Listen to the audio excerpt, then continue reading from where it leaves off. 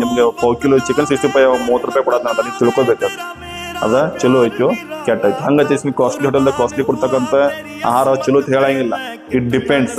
ಇವತ್ತು ನಾವು ಆಹಾರ ಸೇವನೆ ಮಾಡಿದ್ದು ನಾವು ನೈಟ್ ಮಲ್ಕೊಂಡ ಎಲ್ಲ ಡೈಜೆಷನ್ ಸರಿಯಾಗಿ ಆಗಿ ನಮ್ಮ ಮೋಷನ್ ಕ್ಲಿಯರ್ ಆಗಿ ಸರಿಯಾಗಿ ಹೋಯ್ತು ಅಂದ್ರೆ ಎಸಿಡಿಟಿ ಆಗ್ಲಿಕ್ಕಂದ್ರೆ ಪಿತ್ತ ಆಗ್ಲಿಕ್ಕಂದ್ರೆ ಆ ಹೋಟೆಲ್ದಾಗ ಆಹಾರ ಚಲೋ ಕೊಡೋದಾರ ಅಂತ ಹೇಳಿಸಿಂದ ಅರ್ಥ.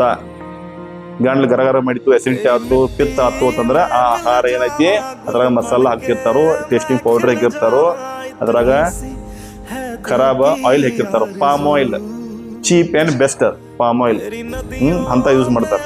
Cheap it's not cheap and best, cheap and worst.